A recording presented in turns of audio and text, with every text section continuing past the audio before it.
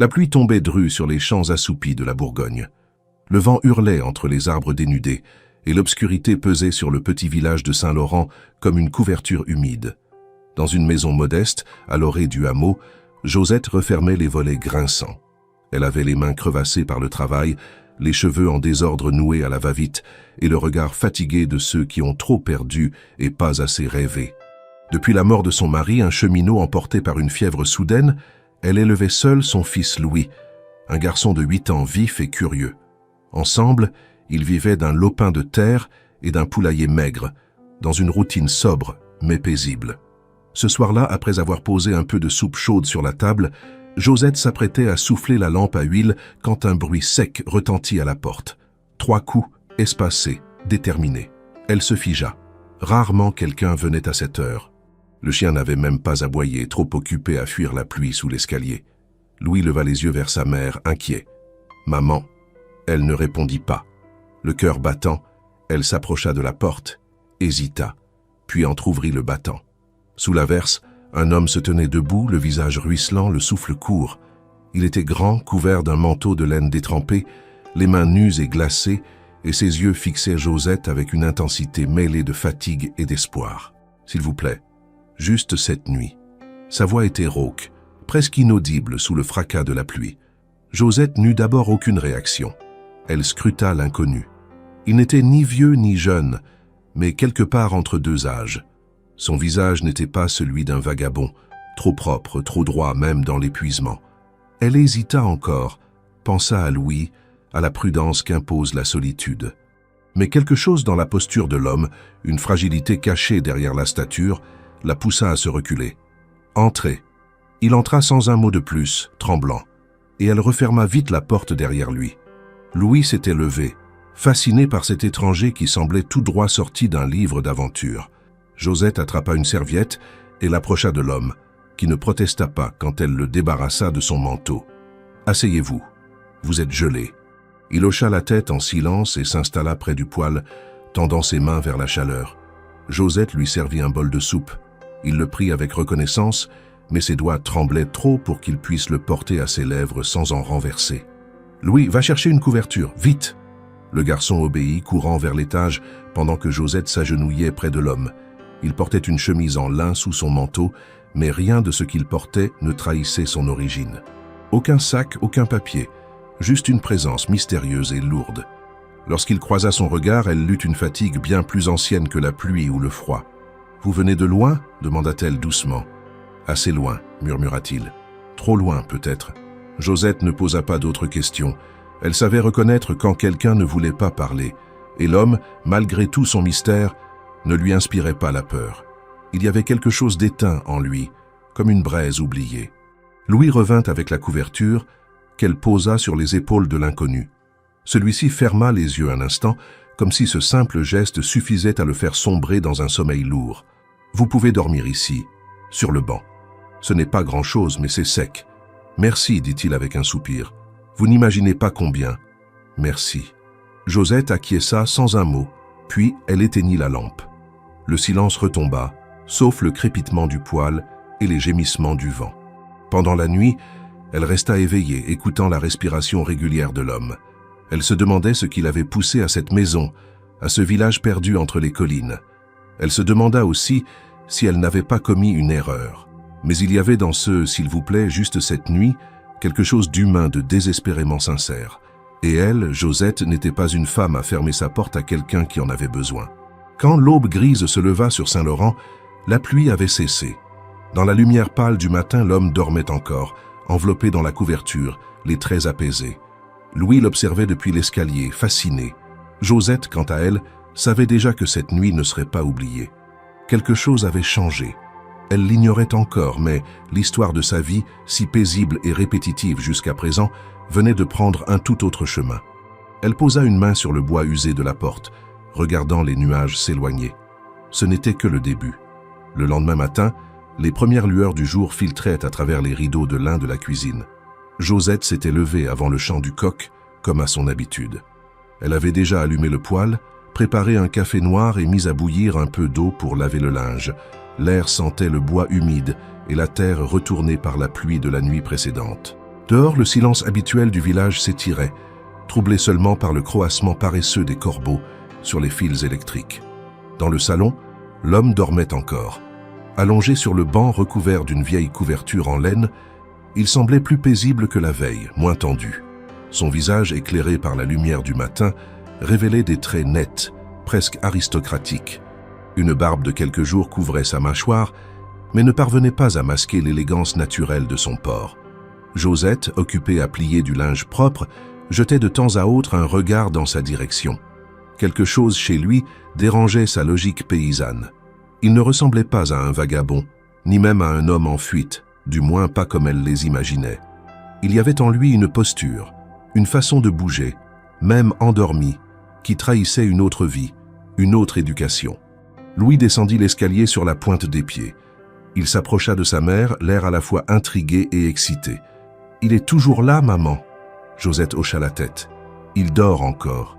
Laisse-le tranquille. » Mais le garçon n'obéit qu'à moitié. Il s'approcha lentement du banc, observant le visage de l'homme comme on observe un animal rare, avec fascination et prudence. L'inconnu ouvrit lentement les yeux, dérangé par les planches qui craquaient sous les pas de l'enfant. « Un bonjour » murmura Louis, avant même que Josette puisse intervenir. L'homme cligna des yeux, reprenant ses repères. « Bonjour ». Sa voix était grave, mais cette fois plus assurée, moins rauque. Il se redressa lentement, regarda autour de lui, puis fixa Josette avec une reconnaissance muette. Elle posa le linge sur la table. « Vous avez bien dormi ?»« Mieux que je ne l'aurais cru. Merci encore. » Elle acquiesça. Un silence s'installa, ni hostile, ni chaleureux. Juste une suspension, une attente. L'homme se leva, légèrement raide, et passa une main dans ses cheveux humides. « Je ne veux pas vous déranger plus longtemps. Vous tenez à peine debout, » dit Josette. « Vous avez besoin de repos. » Il hésita, puis s'assit de nouveau, vaincu. Josette s'avança et déposa une tasse de café fumant devant lui. « Vous avez un nom ?»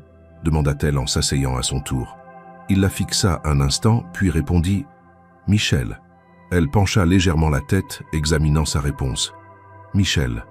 Et quoi d'autre ?»« Juste Michel. » Elle ne répondit pas. Le silence reprit sa place, épais. Louis, qui observait toute la scène, prit une pomme dans le panier sur la table et s'assit sur le sol, près du poêle. Michel buvait lentement, visiblement soucieux de chaque geste. Il regardait autour de lui, notant les moindres détails, les ustensiles suspendus au mur, les rideaux cousus main, les photographies sépia sur la cheminée. Son regard se posa un instant sur l'image d'un homme en uniforme, aux côtés de Josette, plus jeune, souriante. « Votre mari ?» demanda-t-il. « Mort depuis 3 ans. Il était cheminot. » Michel acquiesça, respectueux. « Et vous? Vous étiez quoi avant d'arriver ici ?» poursuivit-elle, un ton plus direct. Il sourit, mais c'était un sourire sans joie. « Je voyage. Je cherche un endroit où me reposer. » Ce n'est pas une réponse. Il haussa les épaules, comme s'il s'attendait à ce qu'on ne le croie pas. Mais Josette, loin de se formaliser, continua à le scruter. Louis, de son côté, ne perdait pas une miette de l'échange. L'enfant était curieux de nature, mais il était aussi observateur. Il avait remarqué, malgré son jeune âge, les détails. La propreté des ongles de Michel malgré la boue de la veille. La manière polie de tenir la tasse, son accent parisien à peine voilé. « T'étais un monsieur important ?» demanda-t-il sans détour. Michel tourna lentement la tête vers lui, surpris. Il sourit cette fois avec un soupçon de tendresse. « Peut-être, mais plus maintenant. » Josette fronça les sourcils. Ce genre de réponse floue la mettait mal à l'aise. Elle n'aimait pas les mystères, pas dans sa maison. Mais quelque chose, encore une fois, l'empêchait de l'interroger davantage. Une prudence instinctive. Les heures passèrent lentement ce jour-là. Michel resta à l'intérieur, lisant quelques vieux journaux abandonnés sur la table, aidant Louis à réparer une cage à poules brisée. Il se montra patient, calme, toujours à l'écoute. Louis l'aimait déjà. Josette, elle, restait vigilante. Le soir venu, elle prépara une soupe de légumes qu'ils mangèrent à 3 autour de la petite table. Michel racontait quelques anecdotes vagues sur ses voyages, sur les routes de France, sans jamais rien révéler de concret. Josette l'écoutait en silence, notant chaque mot, chaque esquive. Après le repas, tandis que Louis s'endormait près du feu, Josette s'approcha de Michel. « Je ne suis pas idiote, vous savez ?» Il leva les yeux vers elle. « Je ne l'ai jamais pensé. Vous n'êtes pas un simple voyageur, Et ce n'est pas un hasard si vous avez frappé à ma porte. » Michel baissa les yeux. Elle continua. « Je ne veux pas d'ennui, pas pour moi, pas pour mon fils. » Il hocha lentement la tête. « Je comprends. Je ne resterai pas longtemps. » Josette ne répondit pas. Elle se leva, ramassa les assiettes et les emporta vers l'évier. Mais à cet instant, elle savait déjà qu'elle ne le mettrait pas dehors. Pas encore. Parce que malgré les silences, malgré les non-dits, elle avait perçu dans cet homme une tristesse profonde et une peur sincère. Et aussi, peut-être, parce qu'une petite partie d'elle, longtemps étouffée, était curieuse de savoir qui il était vraiment. Les jours suivants, le calme apparent du village de Saint-Laurent fut traversé par une suite d'échos étranges, comme une brise tiède qui précède la tempête. Rien d'immédiat, rien de dramatique, juste des choses inhabituelles, presque anodines, mais qui, dans la lenteur précise du quotidien paysan, prenaient une résonance particulière. Josette, accoutumée à l'équilibre fragile de son monde, ressentit les premiers décalages comme une douleur sourde, difficile à nommer. Ce fut d'abord à la boulangerie, un matin où elle avait laissé Louis à la maison avec Michel. La file ce jour-là était inhabituellement longue, et la conversation, d'ordinaire centrée sur les récoltes ou les caprices du ciel, tournait autour d'un sujet nouveau. Des hommes venus de la ville, bien habillés, à la diction tranchée, qui posaient des questions étranges. Selon la boulangère, il s'était présenté la veille à l'auberge voisine, puis au café du père Marius. Il cherchait en quelqu'un. Un homme seul, entre 40 et 50 ans, de taille moyenne, accent du Nord, peut-être parisien. Il disait qu'il est dangereux, glissa une vieille femme à la voix râpeuse. Mais moi, je dis que quand on se cache comme ça, c'est pas pour rien. Josette n'ajouta rien, paya son pain et sortit rapidement sous un ciel gris sans lumière. Son cœur battait plus vite qu'à l'ordinaire. En traversant la rue principale, elle s'arrêta net. Sur le panneau d'affichage du village, juste à côté de l'annonce du marché et des horaires de la messe, un nouveau papier avait été cloué, encore humide de colle. Un portrait dessiné à la main, aux traits précis, mais sans détails criants. Le genre de dessin qu'on reconnaît si l'on connaît la personne, mais qui pourrait passer inaperçu autrement. Dessous, quelques mots imprimés. Recherché pour activité subversive. Récompense offerte. Signaler toute information aux autorités. Josette sentit son estomac se contracter. Elle recula d'un pas. Le visage sur le dessin n'était pas une reproduction parfaite, mais il y avait cette courbe du menton, cette ombre sous les yeux, ce regard déterminé. Ce n'était pas un inconnu. C'était Michel. Elle se força à ne pas courir, à ne pas trahir le trouble qui l'envahissait. Le retour à la maison se fit sous un silence de plomb, seulement brisé par le bruit de ses bottes sur les cailloux mouillés.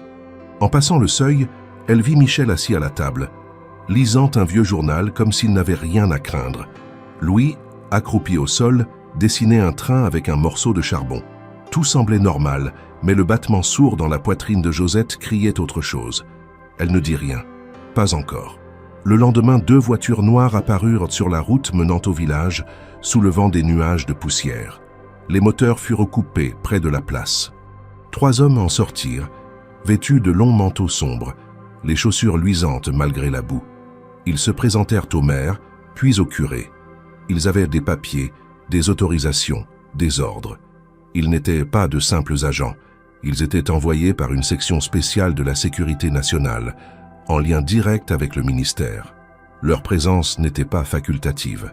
Josette vit l'un d'eux passer près de sa maison, le regard fureteur, notant les détails comme un chasseur repère les traces. Elle fit signe à Louis de rester à l'intérieur. Elle sentait le filet se resserrer. Ce soir-là, après avoir fermé les volets et vérifié la porte 3 fois, elle s'assit face à Michel, les coudes sur la table. Il avait vu les regards, entendu les rumeurs. Il savait. « Ils sont ici pour vous », dit-elle sans détour. Michel la fixa un long moment. Il posa le couteau qu'il utilisait pour couper le fromage, essuya ses mains sur un torchon, puis parla avec une voix calme. « Je ne suis pas un criminel. Alors pourquoi cette affiche? Pourquoi ces hommes? Parce que la vérité dérange. Parce que certains secrets doivent être enterrés, et ceux qui les connaissent, oubliés. » Josette n'était pas une femme naïve, mais elle n'était pas non plus une militante ou une révolutionnaire. Elle élevait son fils, nourrissait ses poules, labourait son champ. Et pourtant, cette phrase résonnait en elle comme une corde tendue. Elle voyait dans les yeux de Michel quelque chose d'irréductible, un refus profond de se soumettre. « Vous devez partir », murmura-t-elle. Ils vont fouiller, poser des questions, regarder dans chaque maison. Michel baissa les yeux. Il semblait fatigué. Pas seulement physiquement, mais d'une fatigue qui vient de loin, enracinée dans les années et les déceptions. Car si je pars maintenant, ils me trouveront dans les bois. Je n'ai aucun abri, aucun contact, et je n'ai plus la force de courir. Josette se leva. Elle fit quelques pas dans la pièce, puis revint vers lui. « Je ne veux pas que mon fils paie pour vos secrets. » Michel acquiesça. Il comprenait. Il n'en voulait pas à Josette. Elle lui avait offert un toit, une nuit de répit, puis plusieurs jours. Il n'en demandait pas plus. Mais au fond de lui, il savait que l'engrenage avait déjà commencé à tourner et qu'il n'y avait plus de retour possible. Le lendemain, les hommes en manteau revinrent, cette fois accompagnés de gendarmes locaux. Ils frappèrent aux portes, une par une. Lorsqu'ils arrivèrent chez Josette, elle prit une profonde inspiration, ouvrit et les laissa entrer. Michel s'était caché dans la cave, derrière les vieux tonneaux. Louis, parfaitement briefé, jouait à l'innocent. Les agents fouillèrent sans conviction. La maison paraissait trop ordinaire pour dissimuler quelqu'un. Josette, calme, répondit à leurs questions avec l'assurance de quelqu'un qui n'a rien à cacher.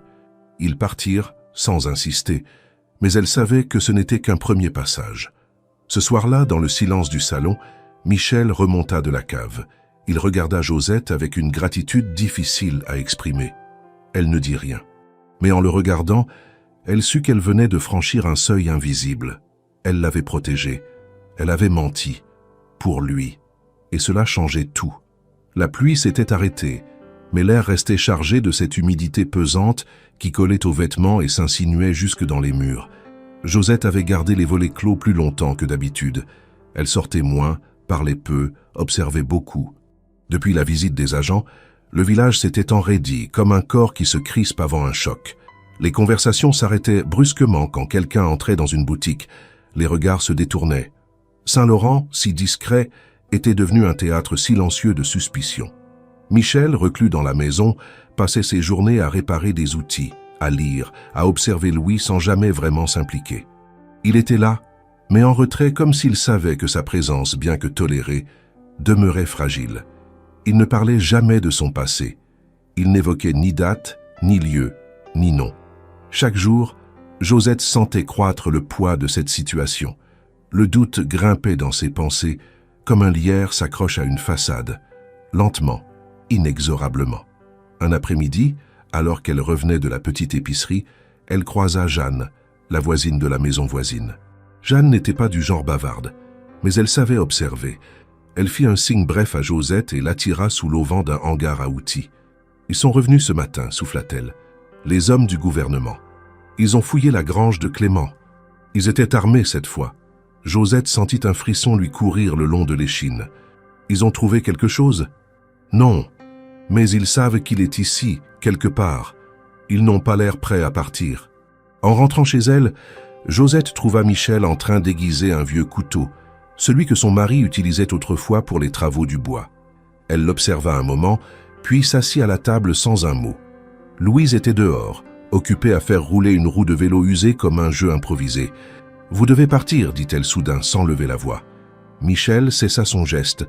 Il posa lentement le couteau sur la table, puis tourna la tête vers elle. « Où irai-je ? Chaque route est surveillée, chaque train, chaque passage. Ils ont trop peur de ce que je sais. » Josette le fixa, les mains croisées. « Alors dites-moi ce que vous savez. Faites-moi comprendre pourquoi je prends ce risque, pourquoi je mens, pourquoi je tremble chaque fois qu'on frappe à ma porte. » Michel ne répondit pas immédiatement. Il semblait peser ses mots avec une prudence extrême. Enfin, il parla, à voix basse. « J'étais dans l'armée, pas un simple soldat. J'ai servi dans un état-major au cœur du pouvoir.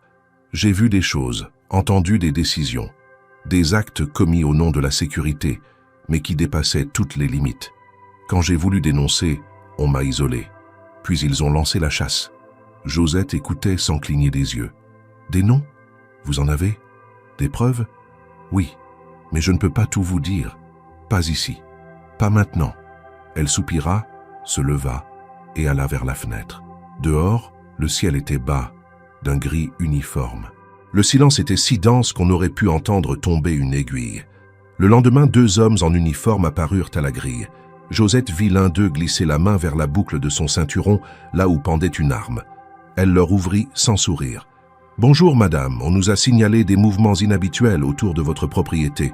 On aimerait jeter un œil à l'intérieur. Simple routine. » Elle acquiesça lentement. « Bien sûr, entrez. » Michel était à la cave. Il s'y était réfugié dès le premier aboiement du chien. Josette ouvrit toutes les portes, montra les chambres, la cuisine, la remise. Les hommes inspectèrent chaque recoin avec une efficacité froide. L'un d'eux s'arrêta devant une photo de famille sur le buffet. « C'est votre mari ?»« Oui. Mort depuis 3 ans, il travaillait à la gare de Dijon. » L'homme hocha la tête, puis il posa une question simple, mais brutale. « Vous vivez seul ?» Josette hésita une fraction de seconde, imperceptible pour un œil non averti. Mais l'agent vit tout, le regard de Louis figé, le silence trop long, et le léger tremblement dans la main de Josette. « Oui, répondit-elle, moi et mon fils. Ils partirent après avoir noté quelques détails dans un carnet.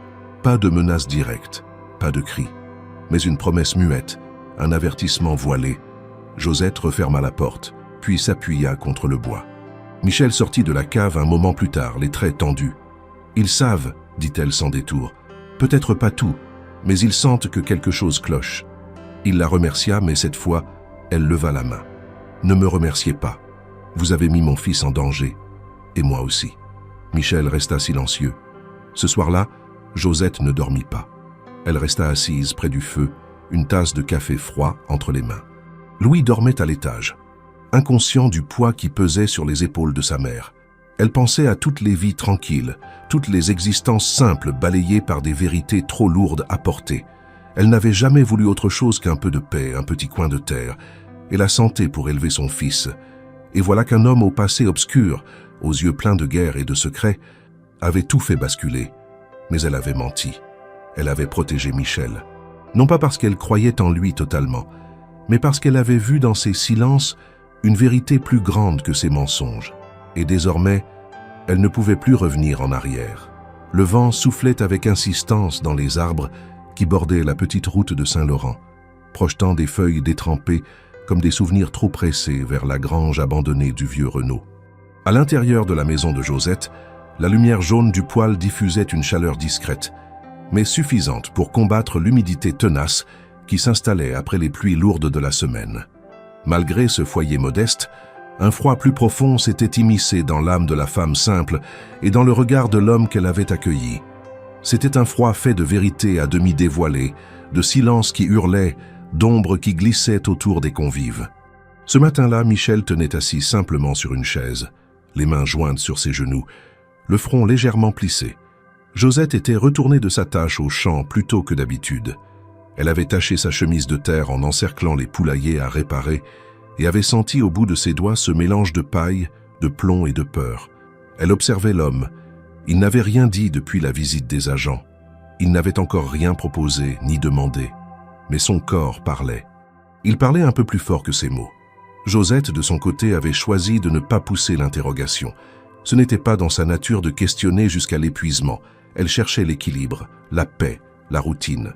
Or, l'équilibre se branlait, la paix fuyait, la routine s'éteignait.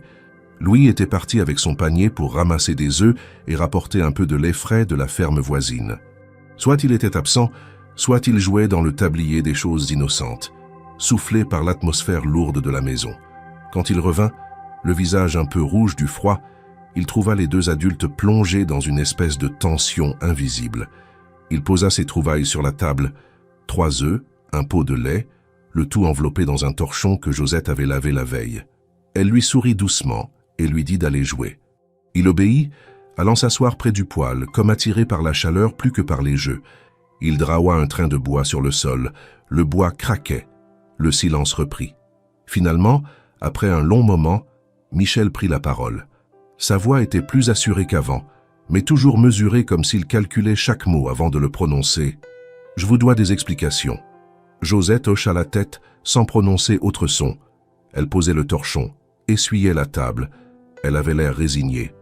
Non pas par lassitude, mais parce qu'elle avait compris que ce moment arriverait, qu'elle participerait à des confidences qui n'étaient pas faites pour les murs d'une maison paysanne, et que le prix serait élevé. « J'ai appartenu à l'état-major de l'armée française, dit-il. C'était il y a plusieurs années. J'avais un grade. J'avais des responsabilités. J'ai été directement impliqué dans des opérations sensibles. Je croyais servir la nation. Je pensais faire ce qu'il fallait. Puis j'ai vu que le système, non seulement ne corrigeait pas ses erreurs, mais en faisait des armes. J'ai dénoncé. Je ne pouvais plus fermer les yeux. Josette sentit tout l'impact de ces mots. Le bras qu'elle avait posé sur la table s'enfonça légèrement dans la surface. Elle retint sa respiration. Le monde qu'elle connaissait, celui des poulaillers, du sillon retourné, de la soupe du soir, s'était fissuré. Elle demanda d'une voix qui trahissait une faiblesse inhabituelle. « Pourquoi maintenant? Pourquoi venir ici chez moi ?» Michel la regarda, luttant contre quelque chose qui montait en lui, une émotion qu'il croyait avoir oubliée. « Parce que je n'avais plus d'autre plan. Ils m'ont traqué jusqu'à la frontière. J'ai perdu des alliances. J'ai perdu des repères. J'ai cru mourir. Puis je suis venu ici. Parce que vous m'avez ouvert la porte. Parce que j'ai senti que vous aviez un cœur. » Josette baissa les yeux. Elle se souvint de la nuit de la pluie, de l'homme tremblant devant sa porte, de son « juste cette nuit ». Elle se dit qu'elle ne savait pas tout et que peut-être elle n'aurait jamais dû savoir tout. Mais l'homme en face d'elle ne pouvait plus vivre dans l'ombre. Elle posa ses mains sur le bord de la table, comme pour s'ancrer à quelque chose de tangible. Puis elle releva le regard. « Quel risque vous encourez ?» demanda-t-elle. Il prit une inspiration, puis souffla avec un certain détachement. « Il considère que j'ai trahi. Le mot est peut-être gros, trahi, mais je crois que la vérité est pire. Parce que quand une nation se sert d'êtres humains comme de pions, que les voix s'éteignent, la stratégie avance, ils ne veulent plus de témoins. Ils veulent des fantômes. » Josette sentit un frisson l'envahir, non à cause du froid, mais à cause du sens de cette phrase. Elle ne se sentait pas intelligente, mais elle avait deviné. La peur n'était plus seulement celle des agents qui venaient en fouiller. Elle était maintenant intime. Elle dormait à ses côtés, invisible. Il poursuivit « Je possède des documents, des preuves, des noms, des dates, des lieux. Si tout cela sortait, ce ne serait pas seulement un scandale politique. Ce serait un tremblement pour certains. Je n'ai pas pris ce chemin à la légère. J'ai hésité. J'ai perdu beaucoup. Mais je ne pouvais plus fuir indéfiniment. » Josette s'appuya contre le dossier de sa chaise. Ses yeux se posèrent dehors, vers la fenêtre embuée. Elle songea à Louis, à sa vie simple, à cette maison où rien n'aurait dû arriver. Elle se demanda si elle avait été naïve de croire qu'elle pourrait rester en marge. Peut-être que la marge n'existait plus. Elle se demanda si la frontière entre ce qu'elle était, une épouse, une mère, une travailleuse, et ce qu'elle devenait, une complice, une protectrice, était floue. « Vous avez besoin d'aide ?» demanda-t-elle. Michel la regarda, ses yeux un instant expressifs. Il lui répondit avec gravité « Oui, mais pas tant pour moi, pour les preuves, pour que tout cela ait un sens. Ce n'est pas simplement fuir, c'est que la vérité soit entendue. » Josette inspira profondément. Elle pensa à son fils qui dormait quelques mètres plus loin. Elle pensa à son mari décédé. Elle pensa à la terre qu'elle labourait. Et elle réalisa que cette vie modeste ne la satisfaisait plus, ou plutôt qu'elle ne la voyait plus de la même façon. « Je vais vous aider, dit-elle enfin. » Michel afficha un mou sourire. Ce sourire amer douce. Il resta silencieux un moment, puis il se leva. Il alla vers le buffet, ouvrit un tiroir et en sortit une enveloppe en papier kraft, qui semblait usée, pliée plusieurs fois. Il la posa sur la table. « Voici ce que j'ai pu sauver. Ce n'est pas tout, mais suffisamment pour commencer. » Josette déglutit. Elle ouvrit délicatement l'enveloppe. À l'intérieur, des photocopies, quelques clés USB dans un petit sachet, un carnet de notes. Elle jeta un regard à Michel, puis à l'enveloppe, puis à Louis, qui dormait. La gravité de ce qu'elle tenait la frappa de plein fouet. Ce n'était plus de l'hospitalité. C'était un pacte. Le reste de la journée se passa dans une atmosphère différente. Les objets, jusque-là banals, prirent une importance nouvelle. Le torchon devint un refuge pour les documents. La vieille galerie devint un lieu de réunion, et la maison de Josette, un abri clandestin. La peur n'était plus dehors. Elle était au milieu des murs, dans le souffle des deux êtres, dans le regard innocent de l'enfant. Le soir venu, le vent s'était calmé, mais la maison semblait plus fermée que jamais. Josette se tenait près de la fenêtre, observant les collines sombres au-dessus des champs. Michel, quant à lui, referma l'enveloppe, la remit dans le tiroir et s'installa dans son coin comme un homme qui attendait. Aucun mot ne fut échangé jusqu'à ce que le feu s'éteigne et la lampe vacille. Alors Michel murmura « Merci ». Et Josette répondit « Ne me remerciez pas, nous le faisons ensemble ». Cette phrase posée simplement « C'est là une alliance ». Elle avait accepté de monter sur un terrain qu'elle ne connaissait pas, mais elle avait compris que l'instant exigeait cela. Ce n'était plus juste cette nuit, c'était devenu une cause. Et dans le petit village de Saint-Laurent, ce soir-là, quelque chose avait basculé. Les champs, la terre, les poulaillers, tout restait matériel. Mais une vie invisible, complexe, venait de s'introduire. Josette ne pouvait pas encore mesurer son ampleur, elle ne pouvait pas encore savoir ce qu'allait devenir cette histoire. Elle savait simplement que rien ne serait plus jamais comme avant. Le nom arriva d'abord par chuchotement, comme une rumeur ancienne que le vent ramènerait de temps à autre sur les pierres du village, sans qu'on sache si elle appartenait au passé ou au présent. C'était Jeanne, la voisine taciturne, qui le prononça en premier à voix basse, les yeux fixés sur la route poussiéreuse où une jeep militaire venait de stationner. Elle dit « Valérie, le commandant Valérie ». Elle n'en dit pas plus, mais ce fut suffisant pour figer l'atmosphère dans la boutique. Josette, qui achetait du sel et un sac de farine, sentit son sang se glacer. Michel, resté à la maison, n'avait pas encore entendu ce nom, mais elle savait, à l'instant même où elle le perçut, qu'il allait changer l'équilibre précaire de leur quotidien. L'après-midi même, un cortège discret entra dans Saint-Laurent. 3 véhicules noirs et une camionnette militaire se garèrent près de la salle communale. Les hommes qui en descendirent étaient différents des agents précédents. Ils portaient des uniformes sans insignes distincts, des visages fermés, des gestes précis. Au centre du groupe, un homme descendit lentement. Il n'était ni le plus jeune ni le plus imposant, mais tous s'écartèrent pour lui faire place. Il ne parla pas tout de suite. Il observa chaque façade, chaque volet entrouvert, chaque détail du village. Il portait un imperméable sombre, impeccablement boutonné. Son visage était sec, anguleux, marqué par les années, mais ses yeux clairs brillaient d'une vigilance implacable. Il marcha avec une lenteur étudiée jusqu'à la mairie, où il fut reçu par le maire dans une tension palpable. Le nom s'était déjà répandu. Dans toutes les maisons, on murmurait désormais qu'un officier haut placé supervisait personnellement les recherches. À la maison, Michel comprit aussitôt que quelque chose avait changé. Josette rentra plus tôt, le visage fermé, les mains tremblantes malgré son calme apparent. Elle posa son panier sur la table, retira son manteau avec lenteur, puis le regarda dans les yeux. « Valérie est ici. » Michel, d'abord immobile, sembla se vider de tout son air. Il s'adossa à la chaise la plus proche, ferma les yeux un instant, puis les rouvrit. Il murmura simplement « Ils ont envoyé Valérie. » Josette s'assit en face de lui, les bras croisés. « Qui est-il? Et pourquoi son nom vous glace autant ?» Michel hésita, puis s'éclaircit la gorge. « C'est un homme que j'ai bien connu. Un collègue, autrefois. Nous avons été formés ensemble. Même promotion, même réseau. Mais lui a choisi la loyauté envers la structure. Moi, j'ai voulu la vérité. C'est lui qui a ordonné l'opération pour me faire taire. C'est lui qui a signé le mandat de poursuite. » Il ne recule devant rien.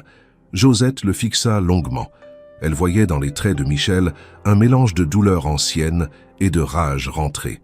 Ce n'était pas la peur qui l'animait, mais une forme de résignation lucide. Il savait ce que la présence de Valérie impliquait. Une pression qui irait au-delà des interrogatoires de routine, au-delà des perquisitions aléatoires. C'était désormais une opération de traque stratégique, menée avec la froideur d'un homme pour qui la fin justifie toujours les moyens. La tension dans le village monta d'un cran. Les hommes de Valérie commencèrent à patrouiller dans les champs, à interroger les enfants, à contrôler les charrettes. Des maisons furent fouillées de fond en comble. Certains habitants effrayés commencèrent à se taire ou à s'éloigner de Josette. Elle sentit les regards changer, les conversations s'interrompre à son approche. Même Jeanne, pourtant fidèle, lui parla avec une réserve nouvelle. Une nuit, Michel aperçut Valérie de loin sur la place du village parlant à 2 soldats. Il l'observa à travers une fente du volet. Il reconnut ses gestes, sa manière de lever une main sans hausser la voix, son style de commandement précis, glacial. Il ne l'avait pas vue depuis des années, mais rien n'avait changé. Valérie était toujours ce stratège qui savait transformer le doute en certitude, la peur en soumission. « Il ne cherche pas seulement à me capturer, dit-il à Josette cette nuit-là. Il veut me réduire au silence, définitivement, et il sait que je suis ici. Il ne l'a peut-être pas prouvé, mais il le sait. Alors que faire ? Demanda-t-elle. Partir ? Où ? Je dois réfléchir. S'il est ici, c'est que le temps presse. Mais je ne peux pas fuir sans plan. Ils restèrent là, en silence, à écouter les pas des soldats au loin. Même Louis, d'ordinaire insouciant, semblait plus silencieux. Il posait moins de questions, jouait seul, souvent près de sa mère, comme pour chercher une forme de sécurité. Le lendemain, Valérie vint frapper à la porte de Josette. Il n'était pas seul, accompagné de 2 officiers en uniforme civil. Josette ouvrit avec un calme fin, les mains cachées dans le tablier pour dissimuler leur tremblement. Valérie se présenta poliment, sans hausser le ton. « Madame, je suis ici dans le cadre d'une enquête nationale. Nous cherchons un homme susceptible de se cacher dans la région. Il est accusé d'atteinte à la sécurité de l'État. Vous comprenez l'importance de notre mission. » Josette répondit d'une voix égale. « Je comprends, monsieur. Puis-je entrer ?» Elle s'effaça. Les hommes pénétrèrent dans la maison, méthodiques. Ils observèrent chaque pièce, notèrent des détails, ouvrirent les placards. Valérie, lui, resta dans la cuisine. Il regardait autour de lui, comme s'il ressentait la présence de Michel. Il effleura du doigt le dossier d'une chaise, puis se tourna vers Josette. « Vous vivez seul ici, avec mon fils. Avez-vous eu des visiteurs récemment ? » « Seulement ma voisine parfois. » Il hocha la tête. Puis, sans agressivité apparente, il posa une question lourde. « Si vous cachiez quelqu'un, madame, sauriez-vous vraiment pourquoi ? L'aideriez-vous par idéalisme ou simplement par ignorance ?» Josette soutint son regard. Elle répondit « J'aiderai quelqu'un qui a besoin d'aide, rien de plus. » Valérie sourit, un sourire froid. « Vous êtes une femme brave, mais sachez qu'abriter un fugitif dans les circonstances actuelles pourrait avoir des conséquences graves. Pour vous, pour votre enfant. » Elle ne répondit pas. Il sortit sans un mot de plus. Après leur départ, Josette s'assit lentement. Michel était resté caché, comme toujours, derrière la cloison du cellier. Mais l'échange avec Valérie avait marqué une ligne. Il ne cherchait plus à convaincre. Il avait commencé à menacer. Et Josette comprit que le temps des choix simples était terminé. La guerre des silences s'était transformée en affrontement direct. Valérie était là, avec ses méthodes, avec sa stratégie. Et Saint-Laurent, paisible jusque-là, était devenu le cœur d'une traque invisible. Désormais, chaque décision, chaque mouvement aurait un prix. Et Josette, qu'elle le veuille ou non, n'était plus seulement une hôte. Elle était devenue actrice. Et peut-être, sans encore le savoir, la clé. Le plan ne naquit pas dans un sursaut d'urgence, ni dans la panique d'une décision prise sous la menace. Il prit forme lentement, comme une pousse fragile sous la terre battue, nourrie de regards silencieux, de gestes prudents, de décisions pesées dans l'ombre d'un quotidien étouffé. Depuis l'arrivée de Valérie à Saint-Laurent, Michel ne dormait plus que par courtes tranches, dans les recoins les plus sombres de la maison, le corps replié, l'esprit en veille constante. Il savait que la présence de l'ancien commandant signifiait une chose. Le cercle se refermait. Il n'y aurait pas de seconde chance. C'est après un repas simple, à la lumière d'une lampe à huile, que Michel exposa à Josette ce qu'il avait commencé à élaborer. Louis dormait à l'étage, bercé par le crépitement du feu. Michel déroula une carte de la région sur la table, usée avec des marques faites à l'encre noire, discrètes mais précises. « Il faut que je quitte le pays. Il n'y a plus d'autre option, » dit-il d'un ton neutre. « Ils ne s'arrêteront pas tant que je respire. Et si je reste ici, vous tomberez aussi. » Josette garda le silence. Elle savait qu'il disait vrai. Depuis plusieurs jours, les allées et venues des soldats s'étaient intensifiées. Les fouilles étaient plus systématiques, les questions plus ciblées. La pression devenait insupportable. Et pourtant, elle ne voulait pas qu'ils partent seuls, sans direction, sans soutien. Michel poursuivit, désignant un tracé sur la carte. Ici, au nord-est, à moins de 30 km, passe une vieille ligne ferroviaire. Elle ne transporte plus de passagers depuis des années, mais certains wagons de marchandises y circulent encore, notamment entre Dijon et Pontarlier. Une fois là-bas, je pourrais tenter de traverser vers la Suisse. Si je passe la frontière, je peux contacter une journaliste à Genève. Elle attend mes documents depuis des mois. Josette se pencha sur la carte, les yeux plissés. Elle suivait les lignes, reconnaissait les noms. Son mari, cheminot pendant plus de 15 ans, lui avait appris à lire ce genre de plan. Une habitude qu'elle croyait oubliée, mais qui revenait soudain comme un outil de survie. Et comment comptes-tu atteindre la ligne sans te faire repérer ?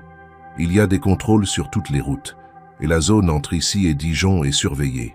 Michel sortit un deuxième papier, un schéma sommaire d'anciens chemins de service, tracé à la main. Il expliqua qu'un ami, autrefois mécanicien à la gare de Dijon, lui avait décrit une voie désaffectée qui longeait la ligne principale sans croiser les points de contrôle. Ce chemin passait par plusieurs anciennes stations d'eau pour locomotives à vapeur, aujourd'hui à l'abandon. Si j'arrive à m'y rendre, je peux rejoindre un convoi discret. Les marchandises ne sont pas toujours contrôlées. Et dans un wagon fermé, j'aurai une chance. Josette leva les yeux vers lui. Sa mâchoire était tendue. Elle mesurait l'ampleur du risque, non seulement pour lui, mais pour elle, pour Louis. Mais elle savait aussi que refuser d'agir serait se condamner à attendre une chute inévitable. Elle se leva, ouvrit une vieille armoire, fouilla dans une boîte en fer et en sortit un petit carnet de cuir noir. Elle le posa sur la table. « Mon mari a travaillé sur ces lignes. Ce carnet contient des codes de passage, des noms d'agents, des routines. Beaucoup de choses ont changé, mais certains détails peuvent t'aider. » Michel le prit avec une étonnante délicatesse, comme si l'objet portait plus de poids qu'un simple carnet. Il le feuilleta lentement, les yeux s'arrêtant sur chaque note, chaque nom inscrit à l'encre sèche. « Merci, dit-il enfin. » Mais Josette n'était pas prête à s'arrêter là. Le lendemain, elle partit à pied, tôt le matin, disant à Louis qu'elle allait voir Jeanne pour du lait. En vérité, elle traversa le village à la lisière des bois, évitant les rues principales, jusqu'à la maison d'Émile Bourdon, un ancien collègue de son mari. Émile avait été garde-barrière durant 20 ans. Il vivait désormais seul, à demi sourd, mais son esprit était resté alerte. Elle frappa discrètement. L'homme ouvrit, la reconnut, l'invita à entrer. Elle parla sans détour. Elle n'utilisa pas le nom de Michel, ni les détails compromettants. Elle parla d'un homme en danger, d'une injustice. Émile l'écouta longuement, puis se leva sans un mot. Il revint avec une carte jaunie, des clés rouillées et un regard clair. Les postes numéro 7 et numéro 9 n'ont pas été refermés. Les cadenas sont rouillés, mais les serrures fonctionnent encore. Si vous arrivez à ces points entre deux convois, personne ne vous verra. Josette rentra chez elle en fin d'après-midi, essoufflée, les joues rougies par le vent. Michel comprit en un regard qu'elle avait avancé pour lui. Il prit les clés, examina la carte, nota les horaires possibles. Ensemble, ils commencèrent à établir le moment le plus propice. Pendant les jours suivants, ils répétèrent les mouvements, quel sac préparer, quoi emporter, comment éviter les patrouilles. Josette prépara du pain sec, des légumes, un flacon d'eau de vie, pas pour le boire, mais pour désinfecter si besoin. Elle cousit des billets dans la doublure d'un manteau, griffonna quelques mots sur une feuille en cas de séparation. Michel, de son côté, nettoya ses vêtements, aiguisant un petit couteau de poche, découpant un carré de tissu pour en faire un foulard afin de masquer son visage. Et puis, au cœur de ce tourbillon de précautions, un changement subtil s'opéra entre eux. Ce n'était pas de la romance, ce n'était pas de la tendresse factice. C'était un lien solide, né de la nécessité et du respect mutuel. Ils n'avaient jamais parlé d'eux. Pas d'aveu, pas de nostalgie. Juste une compréhension silencieuse que quelque chose d'essentiel se jouait là, dans l'effort de préparer la fuite. Le soir où tout devait se mettre en marche, Michel prit Louis à part. Il s'agenouilla devant lui, posa une main sur son épaule. « Tu es un garçon très courageux. Ce que ta mère fait, ce que vous m'avez donné ici, je ne l'oublierai jamais. » Louis ne dit rien. Il le regarda simplement, avec cette gravité étrange que prennent parfois les enfants quand ils comprennent sans tout saisir. Il lui tendit son dessin préféré, un train tracé au charbon, avec un homme debout près d'un wagon. Michel le prit, le plia doucement, le glissa dans sa poche. Il savait que cette nuit pouvait être la dernière, mais il savait aussi que, quoi qu'il advienne, il ne serait plus jamais seul dans sa chute ou dans sa fuite. Josette, prête, vérifia une dernière fois le sac. Le silence pesait lourd dans la pièce. Tout était en place. Michel regarda une dernière fois autour de lui. Il savait que ce n'était pas qu'une maison qu'il quittait. C'était une promesse. Celle d'un monde où l'aide n'avait pas de prix. Où une femme seule, avec son fils, avait risqué sa vie pour que la vérité ne soit pas enterrée. Et dans ce geste, plus que dans tous les discours, il trouva une force nouvelle. Ils avaient tout préparé dans le moindre détail. Le sac prêt, le chemin balisé, les points de passage identifiés. Josette avait quitté sa maison en début de soirée, 1 heure après le coucher du soleil, pour vérifier l'état des sentiers qui longeaient les anciennes voies de service. Elle connaissait chaque bosquet, chaque talus, chaque pierre fendue des environs de Saint-Laurent, Tout devait être discret, rapide, sans détour. Michel devait quitter la maison au milieu de la nuit, profiter du silence des heures mortes, pour rejoindre un ancien dépôt ferroviaire désaffecté à une vingtaine de kilomètres, où Émile les attendrait avec une brouette camouflée et une clé ancienne pour ouvrir un abri oublié. Mais ce qu'aucun d'eux n'avait prévu, c'était que le filet de Valérie, silencieux et méticuleux, ne se refermait pas autour de Michel, mais autour de ceux qu'il estimait faibles. Ce fut Louis qui, en sortant dans la cour pour récupérer une caisse de bois oubliée sous la pluie, tomba sur deux hommes embusqués. Pas en uniforme, mais tout autant armés. Ils l'attrapèrent sans bruit, lui bandèrent les yeux, le jetèrent dans un véhicule sans plaque. La prise était rapide, sans heurts. Ils avaient observé les allées et venues pendant des jours. Ils avaient deviné que Michel sortirait bientôt de son trou et que l'enfant était le appât le plus efficace. Quand Josette rentra et trouva la cour vide, la caisse renversée, un petit gant détrempé sur la terre, elle comprit immédiatement. Pas besoin d'appeler, pas besoin de crier. Une mère sait. Elle referma la porte en tremblant, les yeux fixés sur Michel qui était en train de vérifier une des sangles de son sac. « Ils ont pris Louis », dit-elle simplement, d'une voix blanche. Michel resta figé. Il lui fallut quelques secondes pour assimiler. Puis il lâcha tout doucement la sangle et s'approcha d'elle. « Qu'est-ce que tu dis ? Il n'est plus là. Il est sorti chercher du bois. Ils étaient là. Ils l'attendaient. » Elle tomba sur une chaise, la respiration saccadée, le regard flou. Michel, lui, se leva, tourna dans la pièce, s'approcha de la porte, ouvrit, observa la cour, puis revint. Il s'agenouilla devant Josette. « Ils veulent que je me montre. C'est pour me faire sortir. Ils savent que je suis encore là, et ils savent que je ne pourrai pas partir en sachant qu'un enfant paie pour moi. » Josette serra les poings. Son visage était dur, sec, fermé. « Tu ne peux pas partir. Pas maintenant. Tu vas les affronter. » Michel ne répondit pas tout de suite. Il réfléchissait. Sa respiration était profonde, lente. Son regard passait de la carte posée sur la table au manteau accroché à la porte, puis revenait vers Josette. Il savait qu'un seul faux pas pourrait être fatal. Il se leva, prit l'enveloppe contenant les documents, la tendit à Josette. « Cache ça, s'il m'arrive quelque chose, tu sauras quoi faire. Garde-les, protège-les, et fais en sorte qu'ils soient publiés. » Elle repoussa l'enveloppe. « Tu vas le ramener, et ensuite tu partiras. Je ne sais pas si je pourrai. Ce genre d'affrontement ne se termine pas avec des mots. » Josette le regarda, droit dans les yeux. « C'est mon fils. Tu ne peux pas me demander de choisir entre ce qu'il faut faire pour la vérité et ce qu'il faut faire pour mon enfant. » Michel comprit. Il hocha lentement la tête et s'éloigna pour préparer ce qu'il savait être une confrontation inévitable. Pendant ce temps, dans une pièce du bâtiment communal, Louise était assise sur une chaise en bois, les poignets attachés par de simples cordelettes. Pas de violence, pas de cris. Un homme, vêtu sobrement, lui offrit de l'eau. Il avait l'air d'un instituteur, pas d'un militaire. Mais Louis, intelligent, ne parla pas. Il savait que tout ce qu'il dirait serait répété, enregistré. Il gardait la bouche fermée, les yeux fixés sur le mur, le menton haut.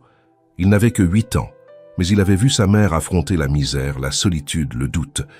Il savait ce que voulait dire résister. Valérie, informée de la capture, arriva dans l'heure. Il ordonna qu'on laisse l'enfant tranquille, mais qu'on propage l'information. Il voulait que Michel apprenne. Il savait que l'homme ne fuirait pas avec un enfant en jeu. Il voulait le forcer à sortir de l'ombre, à se rendre. Mais plus encore, il voulait le faire sans armes, sans effusion. Il voulait que la reddition de Michel soit volontaire, qu'elle brise ce qu'il restait de sa dignité. Pendant que Josette organisait avec Michel un plan pour approcher le bâtiment communal sans éveiller les soupçons, d'autres habitants du village commencèrent à se poser des questions. Le silence était trop net. L'absence de Louis, trop visible. Jeanne, qui avait vu les hommes rôder autour de la maison, en parla à son mari. Émile, lui, pressentit que quelque chose de grave avait changé. Ce fut lui qui vint frapper chez Josette à la tombée de la nuit. Il trouva la femme penchée sur une carte, Michel armé d'une lampe, les deux visages tendus comme des cordes prêtes à rompre. « Vous ne pouvez pas faire ça seul, » dit Émile. « S'ils prennent le garçon pour attirer Michel, c'est qu'ils savent. Mais vous ne pouvez pas vous jeter dans leur piège comme des lapins. Il faut réfléchir. » Michel répondit « Je ne vais pas fuir, pas tant qu'il est entre leurs mains. » Émile acquiesça. « Alors on va les faire douter, on va remuer un peu les choses. Vous n'êtes pas seul. Le vieil homme sortit une vieille veste d'employé du rail, un badge rouillé, des papiers datés. Il expliqua qu'il connaissait encore quelqu'un dans les services, un ancien collègue muté à Besançon qui pouvait faire passer des messages. Rien d'officiel, mais assez pour faire croire que Michel avait déjà quitté la région. Si on brouille les pistes, dit-il, ils seront obligés de relâcher l'enfant. Ils ne peuvent pas prendre le risque d'avoir enlevé un garçon pour rien. Josette comprit alors que la seule issue n'était pas dans la confrontation, mais dans la stratégie. Elle regarda Michel. Il semblait fatigué, mais déterminé. « Tu n'as pas besoin de te livrer. »« Pas encore. On va essayer leur méthode. » La peur, le doute, l'incertitude. Le plan fut monté dans la nuit. Un message serait glissé dans la boîte aux lettres de la mairie, sous couvert d'anonymat, affirmant que Michel avait été vu dans un train de marchandises quittant la région. En parallèle, Josette, de son côté, écrirait une lettre destinée à Valérie, dénonçant la brutalité de ses méthodes et insinuant que la détention du garçon pourrait bientôt faire du bruit au-delà du village. Elle rédigea la lettre avec soin, choisissant chaque mot. Elle ne plaidait pas, elle accusait à demi-mot. Elle jouait la carte du scandale potentiel, la honte publique, la réaction des médias si jamais un enfant était blessé. À l'aube, la lettre fut discrètement déposée à l'entrée de la mairie.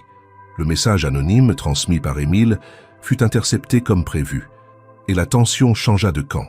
Dans la salle d'interrogatoire improvisée, Valérie observait l'enfant. Il se tenait debout, les bras croisés, un pli au front. Il savait que le vent commençait à tourner, et il n'aimait pas perdre le contrôle. Mais désormais, Josette n'attendait plus. Elle agissait, parce qu'on ne lui avait pas laissé le choix. Parce que protéger son fils n'était plus seulement une question d'instinct maternel. C'était une déclaration de guerre à ceux qui croyaient encore qu'ils pouvaient tout écraser sur leur passage. Le lendemain matin, le village de Saint-Laurent semblait figé sous une chape de plomb. Le ciel, d'un gris uniforme, semblait écraser les toits, et les rues demeuraient vides plus longtemps qu'à l'accoutumée. Les habitants évitaient de sortir sans nécessité. Les volets, jadis ouverts dès l'aube, restaient clos. La présence des forces extérieures avait déjà changé la dynamique du lieu. Mais depuis la disparition de Louis, quelque chose de plus profond s'était cassé dans la communauté. L'innocence du village s'était effacée. Josette, éveillée depuis les premières heures, ne cessait de réfléchir à d'autres pistes pour faire pression. Le plan mis en place avec Émile avait eu un effet temporaire. Valérie semblait avoir reculé légèrement, mais Louis n'était toujours pas revenu. Ce jour-là, elle décida de se rendre à la mairie sous prétexte de renouveler une autorisation agricole. Ce fut là, dans le couloir où s'entassaient des dossiers poussiéreux, qu'elle tomba sur un vieux registre d'archives communales, laissé ouvert sur un pupitre en bois. Ce genre de document ne l'avait jamais intéressée, mais un nom attira immédiatement son attention. Michel Duret. Elle cligna des yeux. Le nom apparaissait dans un compte-rendu de réunion de crise daté de plus de 10 ans. Elle s'approcha, lut plus attentivement. Il était question d'une pénurie alimentaire causée par une grève des transports dans la région. Les routes étaient bloquées. Le ravitaillement n'arrivait plus. Le maire de l'époque décrivait dans son rapport l'intervention décisive d'un officier de liaison détaché par les autorités de la préfecture. L'homme avait réorganisé les livraisons, négocié un passage sécurisé avec les cheminots grévistes et mis en place un système temporaire de distribution de vivres. Son nom figurait en bas du document, capitaine Michel Duret, détaché temporairement par le ministère des Transports. Josette sentit sa gorge se nouer. C'était lui. Il avait déjà été là dans ce village. Elle n'en avait aucun souvenir, peut-être parce que cette crise était passée inaperçue pour ceux qui vivaient dans les hameaux. Mais les archives ne mentaient pas. Elle chercha d'autres références, fouilla d'autres registres. Dans un journal local, elle trouva une brève mention d'un officier discret mais efficace qui avait permis d'éviter la famine dans plusieurs communes de la région. Aucun portrait, aucun détail personnel, mais l'empreinte d'un homme qui, loin d'être un criminel, avait déjà agi pour le bien commun. Elle retourna chez elle en silence. Michel était assis à la table, relisant ses notes. Il leva les yeux en la voyant et comprit aussitôt qu'elle avait découvert quelque chose. « Tu es déjà venu ici ?» dit-elle sans même s'asseoir. Il hocha la tête lentement. « Il y a longtemps. J'étais en mission temporaire. La région était en crise, les voies ferrées bloquées. On m'avait envoyé pour apaiser la situation.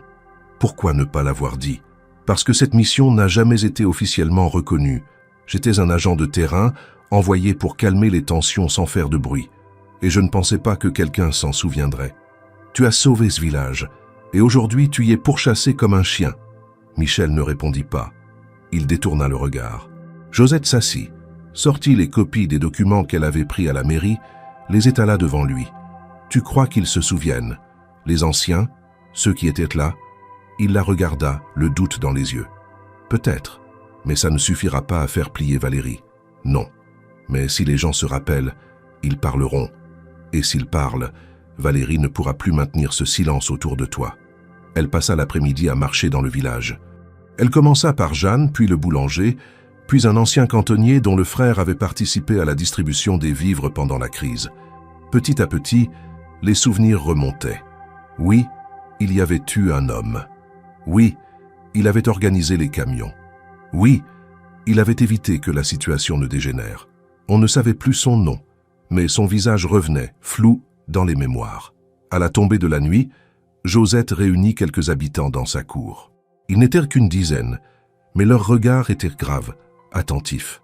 Michel sortit de l'ombre à contre-cœur et se présenta. Il parla sans détour, sans chercher à s'excuser. Il raconta ce qu'il avait vu, ce qu'il avait tenté de dénoncer. Il ne demanda pas de pardon, seulement qu'on se souvienne de qui il avait été, ici, autrefois. Le silence qui suivit fut long, mais il ne fut pas vide. Les regards changèrent. Les soupçons s'effaçaient, remplacés par une forme de reconnaissance tacite. Josette sentit que quelque chose venait de se produire, une fracture dans le mur de peur que Valérie avait érigé. Le lendemain, un message fut discrètement glissé dans la boîte aux lettres de la mairie. Il disait « L'homme que vous cherchez n'est pas un criminel. Il a déjà aidé ce village et il le ferait encore si c'était nécessaire. C'est à nous de le protéger. » Signé « Des citoyens de Saint-Laurent. » Ce geste, minuscule en apparence, eut un effet inattendu. Dans les jours qui suivirent, les soldats de Valérie furent confrontés à une hostilité croissante. Les habitants refusaient de coopérer. On ne répondait plus aux questions. Les regards étaient froids, les portes fermées. Valérie sentit la pression monter. Il savait que l'appui local était indispensable pour maintenir une opération en zone rurale. Sans ce soutien tacite, il n'était plus qu'un occupant, visible, vulnérable. Et pendant que l'équilibre commençait à pencher, Josette reprenait espoir. Elle savait que Louis était toujours en danger, mais elle savait aussi que Michel n'était plus seul. Il n'était plus un fugitif. Il redevenait, lentement, un homme dont la parole pouvait avoir du poids. Dans la maison, le soir, ils n'échangeaient pas beaucoup de mots. Mais il y avait dans leur silence un respect profond, un lien né non pas de la peur, mais de la mémoire partagée. Un lien que même Valérie ne pourrait effacer. Michel regardait le feu, Josette épluchait des pommes de terre, et chacun d'eux savait que le village n'était plus le même, et qu'à travers lui, peut-être, l'histoire allait changer de direction. Ce fut par une matinée sèche et sans vent que Michel prit sa décision. Le ciel au-dessus de Saint-Laurent était clair, presque transparent, mais l'air demeurait pesant comme si l'oxygène lui-même retenait son souffle. La veille, une nouvelle patrouille était passée sur les terres de Josette, fouillant chaque recoin du potager, interrogeant le chien, inspectant même l'intérieur du puits. Le visage des soldats ne portait plus l'indifférence professionnelle des premiers jours, mais une fatigue tendue, signe que les ordres devenaient pressants. Valérie, enfermée depuis 2 jours dans la salle communale, n'avait pas été vue, mais son ombre planait sur tout ce qui bougeait. Josette, assise près de la fenêtre, observait Michel préparer ses affaires. Il n'emballait ni papier, ni vêtements, juste un petit paquet noué dans un torchon contenant le strict nécessaire, un canif, une photo de Louis offerte par Josette et une copie d'un des documents les plus sensibles qu'il avait pu sortir de l'ancienne base militaire. Elle savait ce que cela signifiait. Il n'allait pas fuir. Il n'allait pas contourner les routes ou chercher un passage clandestin vers la Suisse. Il allait se rendre, et non pas pour abandonner. Il allait affronter Valérie. « Tu es sûr de vouloir faire ça ?» demanda-t-elle, les bras croisés contre sa poitrine. Michel hocha la tête, sans la regarder. « Tant qu'ils croient que je suis un danger invisible, ils contrôleront tout. Ils tiendront ton fils. Ils tiendront ce village. Mais s'ils m'ont, si je suis là face à eux, alors leur peur devra se montrer. Et ce sera à leur tour de répondre. Et s'ils ne veulent pas de réponse? Et s'ils veulent juste te faire disparaître ?» Michel leva enfin les yeux vers elle. Il n'y avait ni peur ni résignation. juste une détermination calme, celle qu'il avait toujours eue dans les moments les plus décisifs de sa vie. Alors ils devront le faire devant témoins. Josette ne dit rien. Elle se leva, lui tendit un foulard qu'elle avait repassé la veille, puis elle ouvrit la porte. Le chemin jusqu'à la mairie se ferait à pied, droit, visible, sans détour. Quand Michel arriva sur la place, les soldats en faction se figèrent. Il marcha droit vers eux, les mains bien en vue, le visage levé. Il demanda à parler à Valérie. Ils hésitèrent, visiblement pris au dépourvu, puis le firent entrer après avoir vérifié qu'il ne portait rien d'autre que le petit paquet noué. La pièce était sombre, volontairement gardée dans une semi-pénombre. Valérie se tenait derrière un bureau de fortune, une lampe allumée sur sa droite, des dossiers ouverts devant lui. Il leva les yeux dès que Michel entra. Il ne sourit pas. Il ne sembla ni surpris ni satisfait. Il se contenta de le fixer longuement, comme s'il évaluait la portée du moment. « Tu aurais pu continuer à fuir, » dit-il sans se lever. « J'ai fui assez longtemps. » Valérie ferma le dossier devant lui, puis fit un geste à ses gardes pour qu'ils sortent. Lorsqu'ils furent seuls, il s'adossa à son fauteuil, croisa les bras. « Alors, tu viens plaider ta cause? T'expliquer? Je viens dire la vérité. Et t'empêcher d'effacer ce que je sais. » Valérie haussa un sourcil. « Tu n'as rien qui ne soit déjà classé. Tes soi-disant preuves ne tiendraient pas devant un tribunal militaire. Tu t'es fait des illusions, Michel. Tu t'es accroché à un idéal trop naïf. Nous, on gère la stabilité, pas la morale. » Michel s'approcha du bureau, sortit de sa poche le document plié dans le torchon. Il le posa lentement devant Valérie. Ce dernier ne le toucha pas. « Tu connais ce rapport. Tu étais là. Tu as signé la note de synthèse. Ce document montre non seulement les détournements, mais aussi l'existence des escadrons de neutralisation. Il y a des noms, des dates, des ordres directs. Si tu me fais disparaître, ce papier sortira. Et si je meurs, Josette saura quoi en faire. Elle sait déjà. » Valérie le fixa, puis posa une main sur le document. Il ne le lut pas. Il le tira vers lui, le glissa dans un tiroir, sans le refermer. « Tu crois que ça me fait peur? Que ce genre de document ne circule pas tous les ans entre anciens officiers frustrés? La différence, Michel, c'est que moi je suis resté. Je n'ai pas trahi. Tu n'as rien défendu non plus. J'ai défendu l'ordre. La France ne tient pas grâce aux gens comme toi. Elle tient grâce à ceux qui ferment les yeux pour éviter le chaos. » Michel se redressa, croisa les bras. « Tu dis ça ici, dans un village où les gens n'ont rien demandé, où tu as enlevé un enfant pour piéger un homme. C'est ça ton ordre. » Valérie se leva lentement, contourna le bureau, s'approcha. « C'est la dernière fois que tu parles de ce garçon. Il va bien. Il n'a pas été blessé. Il sera relâché quand j'aurai terminé. Tu crois encore que tu décides du moment et des termes. Tu ne vois pas que le vent a tourné? Les gens savent que je suis ici. Ils savent qui tu es. Ton opération est déjà compromise. La presse commence à s'en mêler. » Valérie pâlit légèrement. Une ombre traversa son regard. Il retourna s'asseoir. Il se pencha en avant, les coudes sur la table. « Que veux-tu? La libération de l'enfant. Mon transfert, mais en présence d'un avocat et d'un journaliste, et que les documents soient versés à la commission parlementaire pour enquête. » Valérie éclata d'un rire bref sans joie. « Tu crois encore aux commissions? Non. Mais je crois que si tu refuses, les gens ici ne te laisseront pas partir en silence. » Le commandant le fixa longuement. Puis, pour la première fois, il sembla douter. Il vit non pas un adversaire, mais un homme debout, prêt à tomber, mais pas à plier. Il comprit aussi qu'il n'avait plus la main. L'opération était devenue visible. L'enfant, la pression, la peur, tout cela était désormais entre les mains d'une femme qui n'avait rien demandé, mais qui s'était levée. Il appuya sur un bouton. Un garde entra. « Détachez le garçon. Ramenez-le chez lui. » Michel baissa légèrement les épaules. Il ne sourit pas. Il ne remercia pas. Il savait que ce n'était pas un acte de bonté, mais de calcul. Et pourtant, à cet instant, il sentit que quelque chose avait cédé chez Valérie. Le garde sortit. Michel regarda encore Valérie une dernière fois. « Tu ne peux plus rien cacher. Même si tu me fais taire, d'autres parleront. Ce que nous avons couvert ne peut plus être enterré. » Valérie ne répondit pas. Il ouvrit le tiroir, reprit le document, le regarda brièvement, puis le reposa. Il était visiblement usé, son pouvoir érodé par des mois de chasse vaine. « Tu es libre pour l'instant, mais ne crois pas que la guerre est finie. Je ne crois rien, je continue, c'est tout. » Michel sortit sans attendre une autre parole. Sur le seuil, il croisa Louis tenu par la main par un agent silencieux. Le garçon courut vers lui, se jeta dans ses bras. Michel le serra, fort, longuement, puis le prit par l'épaule. Ils sortirent ensemble. Et Saint-Laurent les accueillit dans un silence qui n'était plus celui de la peur, mais celui d'une attente prête à exploser. La lumière était faible cette nuit-là, dans la petite pièce aménagée derrière la grange. Une unique ampoule pendait, chancelante, éclairant faiblement les visages fatigués. Josette ajustait les documents, imprimait les feuilles que lui avait remises Michel et triait le matériel qu'Émile avait fourni. Un vieux ordinateur portable à batterie externe, une clé USB cryptée, des sacs Kraft pour transporter les dossiers et un téléphone jetable pour les communications. Tout était prêt. Le bruit au-dessus de leur tête, dans la maison, provenait de Louis qui dormait dans sa chambre d'enfant. Josette venait de vérifier la porte, la fenêtre, les barricades légères, et revenait vers le plan que Michel avait étalé sur une table branlante. Le moment était venu. Il fallait sortir le dossier au grand jour. Michel entra, les traits tirés, le manteau déjà prêt.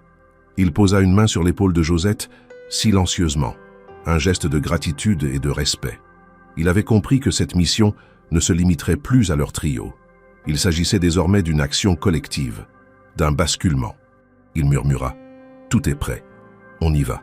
Elle acquiesça, rassembla les papiers, glissa les clés USB dans une pochette imperméable. Elle s'arrêta un instant, regarda les visages de Michel et d'Émile réunis dans cette petite lumière, puis dit d'une voix ferme « Nous ne pouvons pas nous permettre d'échouer ». Le regard de Michel se posa sur l'écran de l'ordinateur où un fichier lourd était sur le point d'être téléchargé sur un serveur sûr. Le dossier avait été compilé à partir de pièces officielles, de fichiers piratés, d'enregistrements audio. Le document central montrait la liste des responsables de l'opération de neutralisation, leur grade, leur signature. Une carte mentale indiquait les flux d'argent, les hommes de main, les véhicules infiltrés.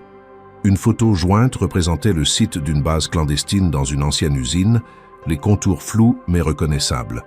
Michel s'arrêta, prit une respiration lente puis murmura « D'ici 2 heures, ce sera fait. Ensuite, on diffuse ». Josette sentit son cœur s'accélérer. Elle savait que tout devait se passer sans bruit. Elle éteignit la lampe. Une obscurité descendit, couvrant les silhouettes dans la pièce.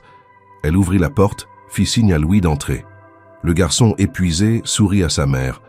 Elle lui posa une main dans les cheveux. « Tu vas rester ici. Tu ne bouges pas. Compris ?» Louis hocha la tête. Il connaissait sa mère. Il connaissait la situation autant que son âge le lui permettait. Il se pelotonna dans son lit, tandis que Josette revint vers Michel. Il ramassa les dossiers, les emballa dans un sac, le ferma à zip et posa l'étiquette. « Urgent, ne pas retarder. » On y va maintenant. Ils sortirent de la pièce, fermèrent la porte à clé, laissèrent la lumière basse. Le chemin jusque-là était silencieux. Les champs endormis, les roues d'une brouette arrimée dans le hangar voisin, prêtes. Émile avait préparé un vieux 4x4, stationné dans le bosquet. Le moteur démarra sans bruit, presque imperceptible dans l'obscurité. Josette s'installa à l'arrière entre les sacs, tandis que Michel et Émile prenaient les places devant. Le véhicule s'engagea entre les arbres, descendit la vieille route forestière. Le bruit de la nature semblait suspendu. Aucun cri d'animal, aucun éclairage urbain. L'horizon restait vague. Ils atteignirent une camionnette abandonnée à mi-chemin, dissimulée sous des branchages. Les papiers affichaient un nom faux. Le moteur démarra. Le convoi improvisé remonta vers la gare de marchandises désaffectée prévue dans le plan. Quand ils arrivèrent, les grandes portes en métal étaient entr'ouvertes. L'emplacement était désert. Juste quelques wagons rouillés, des rails inactifs perdus dans l'herbe. Michel descendit, posa le sac sur un wagon. Il ouvrit la clé USB, l'inséra dans un ordinateur placé dans un wagon aménagé. Une fois le téléchargement terminé, il se redressa. « C'est fait », dit-il. Josette retint son souffle. Le dossier était parti. Vers un serveur hors de France, sécurisé. Vers un journaliste à Genève qui s'engagerait à le diffuser.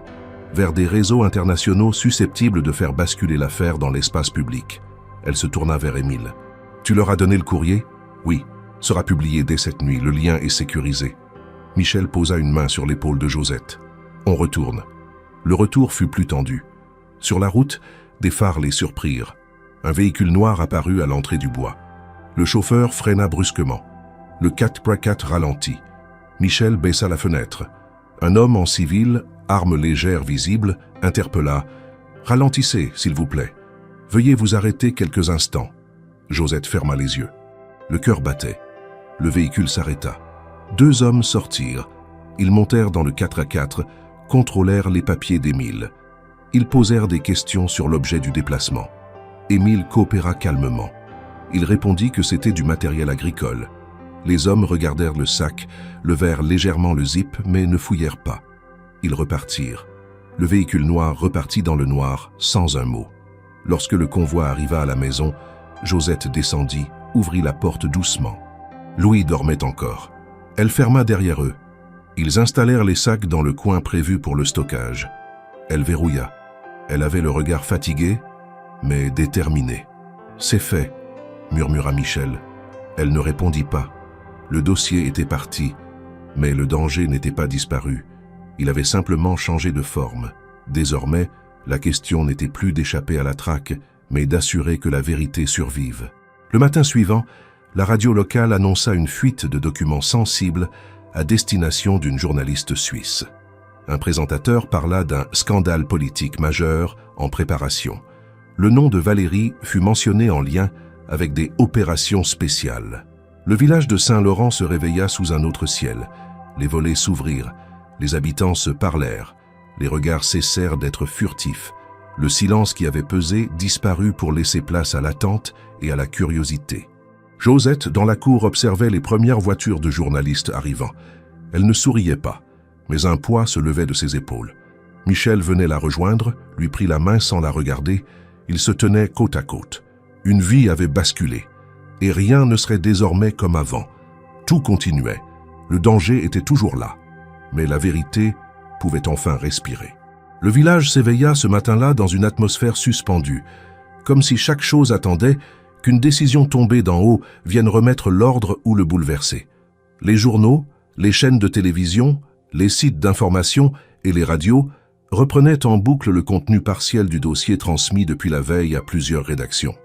Les documents mis à disposition révélaient les rouages d'un système parallèle de surveillance, de manipulation politique et de répression interne, liés à des personnalités encore en poste au sein de l'appareil militaire et administratif. Le nom de Michel Duret y figurait non comme un fugitif, mais comme un témoin protégé pendant un temps par des mesures officieuses, avant d'être visé par des ordres de silence brutaux. Ce qui frappait le plus dans la diffusion de ces informations n'était pas seulement la nature des révélations, mais leur précision. Chaque élément était daté, croisé, étayé. Chaque preuve, implacable. Josette avait placé une petite radio sur la table de la cuisine. Elle ne disait rien. Elle écoutait. Michel, en face d'elle, les bras croisés, gardait le regard fixé sur la porte. Louise, assis à côté, mangeait en silence un morceau de pain grillé. Le monde autour d'eux semblait figé, comme si l'attente de la suite était plus pesante que la peur des jours passés. Les journalistes commençaient à apparaître dans le village. Quelques-uns s'étaient apostés non loin de la place centrale. Une équipe filmait l'entrée de la mairie. Les visages étaient tendus, pas encore agressifs, mais insistants. Ce fut dans l'après-midi que la première annonce officielle fut faite. Le ministère de l'Intérieur confirmait l'ouverture d'une enquête interne sur les opérations spéciales révélées dans les documents. Un juge d'instruction avait été désigné. Les anciens membres des unités spéciales mentionnées dans le dossier faisaient l'objet de convocations. Et surtout, un communiqué venait d'être publié annonçant la suspension immédiate du commandant Valéry pour usage abusif de ses prérogatives opérationnelles en dehors du cadre légal. La nouvelle fit le tour du pays en quelques minutes. Dans les rédactions, on parlait d'un tournant politique majeur. Dans les rues, les premières manifestations de soutien émergeaient dans plusieurs villes. La figure de Michel Duret devenait celle d'un homme qui avait osé dévoiler ce qui devait rester caché. À Saint-Laurent, c'est un gendarme local qui frappa à la porte de Josette peu après 17 heures. Il portait un pli scellé, transmis par les autorités judiciaires. L'enveloppe contenait 2 documents. Le premier était une convocation officielle pour Michel, non pas en tant qu'accusé, mais en tant que témoin principal dans l'affaire désormais ouverte. Le second était une attestation provisoire de protection délivrée dans le cadre du programme de protection des lanceurs d'alerte. Michel la lut, sans expression particulière, puis la plia soigneusement et la glissa dans la poche intérieure de son manteau. « C'est fini ?» demanda Josette, toujours debout, les bras croisés. Non, ce n'est jamais fini. Mais une page vient de se tourner, répondit-il. Le soir venu, les habitants du village commencèrent à sortir. Une dizaine d'entre eux se rassemblèrent sur la place. Émile était là, Jeanne aussi, le boulanger, la boulangère, l'ancien maire. Ils ne parlaient pas fort, ils échangeaient, simplement. À un moment, Josette sortit de chez elle, accompagnée de Michel. Le silence se fit. Ils marchèrent lentement, côte à côte, jusqu'à la place. Les regards se croisèrent. Il n'y eut pas d'applaudissements, pas de discours, mais un hochement de tête général, une reconnaissance muette. Saint-Laurent avait changé, et tout le monde le savait. Le lendemain, Michel fut conduit à Dijon, accompagné par 2 agents du nouveau service d'enquête. Il resta plusieurs jours hors du village, témoignant, expliquant, transmettant des documents complémentaires. À Paris, des députés commencèrent à évoquer la mise en place d'une commission d'enquête parlementaire. Les journaux titraient sur le scandale de l'ombre et les émissions de débat consacrées à la question de la transparence de l'armée se multipliaient. Le visage de Michel ne fut jamais montré. Aucune photo récente ne fut publiée. Par choix, par respect. Il devenait une voix, pas une figure publique. À Saint-Laurent, Josette reprit son quotidien. Elle recommença à labourer, à traire les chèvres, à réparer la clôture endommagée par les patrouilles. Louis reprit ses jeux, retourna à l'école, même si les regards sur lui avaient changé.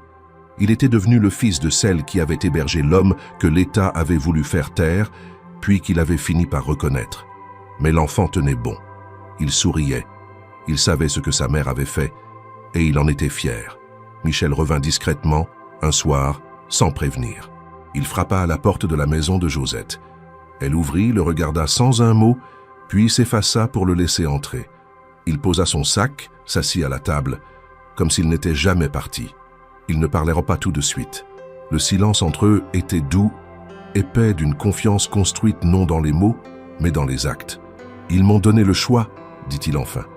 Protection totale, changement d'identité, relogement dans une autre région. J'ai refusé. Je ne veux plus fuir. Josette le regarda. Elle ne fut ni surprise ni contrariée. « Tu restes ? Autant que possible. Je ne veux pas vivre caché. Je veux vivre parmi ceux qui ont refusé de se taire. Tu sais ce que ça implique. Oui, mais je n'ai plus peur. » Il resta au village quelques jours, puis commença à s'installer lentement. Il proposa son aide aux fermiers, participa à la réparation d'un toit, puis d'un vieux tracteur. Il parlait peu, mais chacun comprenait qu'il faisait partie du paysage désormais. Il ne demandait rien, ne revendiquait rien. Il était là, présent, disponible. Et Josette, pour la première fois depuis des années, se sentit moins seule. Non pas parce qu'elle avait gagné, non pas parce que tout allait redevenir simple, mais parce qu'un homme debout dans sa cuisine représentait l'idée même qu'il était possible de faire ce qui est juste, malgré le danger, malgré la peur, malgré les conséquences. Saint-Laurent ne redevint jamais un village comme avant. Les murs avaient entendu trop de choses. Les terres avaient apporté trop de silence. Mais une chose était certaine. Désormais, plus personne ne pourrait dire qu'il n'avait rien vu. Les mois passèrent avec une lenteur presque rassurante, comme si le temps lui-même avait décidé d'épargner un peu Josette, Louis et ceux qui avaient risqué quelque chose dans le silence du village. L'hiver avait blanchi les toits, rempli les fossés de givre, figé les branches nues dans une immobilité presque solennelle. Pourtant, la vie reprenait. Les enfants retournaient à l'école, les marchés se réinstallaient sur la place, les moteurs des tracteurs ronflaient à nouveau au petit matin. Et au centre de ce quotidien revenu, la maison de Josette tenait bon, discrète, solide, désormais connue de tous comme le lieu où tout avait commencé. Michel n'était pas resté longtemps après sa réapparition. Il avait aidé à la réparation du toit de la grange, remis en service une vieille pompe à eau, revu Émile à plusieurs reprises. Il avait partagé quelques repas, joué avec Louis, et une nuit, sans cérémonie ni mot d'adieu, il était parti. Josette l'avait trouvé assis sur le banc devant la maison juste avant l'aube. Il lui avait remis une enveloppe et s'était levé sans attendre de réponse. Elle ne l'avait pas retenu. Il s'était compris. Il devait disparaître de nouveau, mais cette fois pour vivre, non pour fuir. Il lui avait laissé les dossiers, les clés des disques durs, et un dernier regard lourd de reconnaissance. Puis plus rien. L'enveloppe, Josette ne l'avait pas ouverte tout de suite. Elle l'avait laissée dans une boîte en bois, celle où elle gardait les vieux papiers de son mari, les dessins de Louis, quelques photos et 2 lettres jamais envoyées. Elle l'avait laissé là plusieurs semaines, comme si ouvrir ce courrier revenait à refermer quelque chose de trop vaste pour être maîtrisé d'un seul coup. Ce n'est qu'un matin de mars, alors que le soleil perçait doucement la brume et que les poules caquetaient déjà, qu'elle s'assit dans la cuisine seule et ouvrit le pli. La lettre était courte, manuscrite, signée de sa main. Il y avait écrit « Josette, tu m'as offert plus qu'un toit. Tu m'as offert la vérité d'un silence, la force d'une main tendue, la dignité d'un regard qui ne demande rien. Ce que nous avons vécu ensemble ne sera jamais raconté dans les livres, ni célébré dans les rues. Mais cela restera, parce que c'est dans les endroits, comme le tien, que la République garde encore un visage humain. Je suis en sécurité, protégé. Je continue ce combat ailleurs, différemment. Mais sache que chaque pas que je fais désormais est enraciné dans ce que tu m'as permis d'être. Dis à Louis que le courage n'a pas d'uniforme et que la vérité, même menacée, finit toujours par respirer. Il gardera sa route. Et toi, la tienne. Mais la mienne aura toujours commencé ici, dans ta cuisine, un soir de pluie. Avec respect et affection, Michel. Josette relut la lettre plusieurs fois. Elle n'avait pas besoin de pleurer. Elle n'avait plus de larmes à verser. Ce qu'elle ressentait n'était ni de la tristesse, ni de la nostalgie. C'était une forme de paix, un sentiment très simple, très pur, qu'elle n'avait plus éprouvé depuis la mort de son mari. La conviction d'avoir été utile, d'avoir compté. Elle plaça la lettre dans la boîte en bois. Elle en parla à Louis, qui l'écouta sans poser trop de questions. L'enfant, déjà plus mûr que beaucoup de ceux de son âge, la demanda ensuite pour lui. Il la rangea dans son tiroir, là où il gardait ses petites trouvailles, ses objets d'école et le dessin du train qu'il avait un jour offert à Michel. Il n'était plus le même garçon que l'année précédente. Il se tenait droit, écoutait les adultes d'un autre œil, parlait moins, mais mieux. Il savait que sa mère avait fait quelque chose de grand, et cette fierté n'était pas bruyante. Elle était posée, enracinée. Les saisons tournèrent. Le printemps fit éclore les premières fleurs autour de la haie. L'été ramena les marchés, les cris des enfants dans les chemins, les parfums de fruits mûrs. La télévision parlait encore de l'affaire Duret, désormais appelée l'Opération Saint-Laurent. Plusieurs responsables avaient été révoqués. Des enquêtes parlementaires s'étaient ouvertes. Des lois sur la protection des lanceurs d'alerte étaient en discussion. Mais pour Josette, tout cela appartenait à un autre monde. Elle recevait parfois des lettres, parfois anonymes, parfois signées de journalistes ou de citoyens. Des mots simples pour la remercier. Un jour, une équipe de télévision demanda à l'intervieweur. Elle refusa. Elle disait qu'elle n'avait rien à dire, que tout avait déjà été fait. Elle avait raison. Ce n'était pas son visage que le pays devait voir, mais ses actes. Et ceux-ci avait reparlé. Un matin d'automne, Josette sortit sur le perron. Une enveloppe était posée là, cachetée du sceau officiel de la République. Elle la ramassa, l'ouvrit calmement. À l'intérieur, une lettre manuscrite, signée d'un homme que seul un petit cercle de gens reconnaîtrait sous ce nouveau nom, aujourd'hui protégé et intégré dans un programme de sécurité étatique. La lettre était brève. « Josette, tout va bien. Le vent souffle dans d'autres directions. Mais je me souviens de celui qui balayait les champs autour de ta maison.